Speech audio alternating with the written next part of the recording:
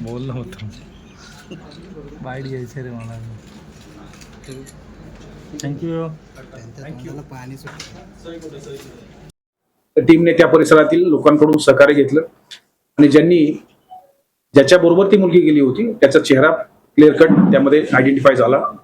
त्या व्यक्तीने त्याचा चेहरा आयडेंटिफाय केल्यानंतर त्याच्या घरी त्याला घेऊन गेल्यानंतर त्याच्या घरी तो व्यक्ती सुमित शांताराम जाधव वय वर्ष 35 वर्ष हा त्या ठिकाणी मिळून आला. त्याच्या घरामध्ये त्याची स्वतःची 2 मुलं आणि 1 मुलगी अशी त्या ठिकाणी 4 ते 9 वयोगटातील होती. त्या लोकांना त्यांच्यासह या बाबतीतली माहिती घेतली असता ही मुलगी त्या ठिकाणी होती आणि एकंदरीत सुरुवातीला जो डाऊट असतो की ज्याच्याबरोबर ती मुलगी सापडलेली आहे त्याचं काम आहे की त्यांनी पोलीस स्टेशनला तात्काळ माहिती दिली पाहिजे. परंतु त्याला पूर्ण त्याची माहिती घेतली गेली, त्याचे फॅमिली डिटेल्स घेतले गेले, त्याची मानसिकता तपासली गेली आणि याच्यावरून साधारणतः निष्पन्न होत आहे की ज्याच्याकडे ही मुलगी सापडली त्याच्याकडे त्याची मुलगी जी आहे तिच्या संदर्भात सुद्धा एक खडकपाडा पोलीस स्टेशनला 2025 मध्ये एक गुन्हा दाखल झालेला आहे. त्याच्यामध्ये पोस्को ऍक्टचाच समावेश आहे.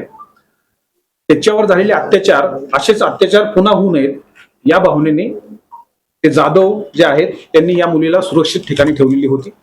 त्यांनी स्पष्टपणे याच्या बाबतीमध्ये त्या मुलीच्या बाबतीतली माहिती तिच्या घरच्यांपर्यंत पोहोचवण्यासाठी प्रयत्न करणार ते रविवारी त्या ठिकाणी प्रयत्न करणार होते. कारण मुलीने ती स्वतः दिल्लीवरून आलेली अशा स्वरूपाची माहिती दिली होती. दिल्लीवरून आलेली अशी माहिती दिल्यामुळे त्याला डायरेक्टली त्यांच्या पॅरेंट बरोबर संपर्क साधता आला नाही.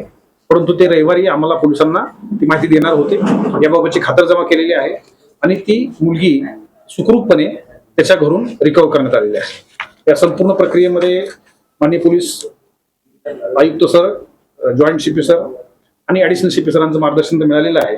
परंतु आमच्या टीमने विशेषतः एसीपी डिव्हिजन यांनी आणि प्रिया डमाळे मॅडम आणि सिनियर PI शिंदे साहेब आणि त्यांची संपूर्ण टीम यांनी अत्यंत सातत्याने प्रयत्न करून या प्रकरणाला जे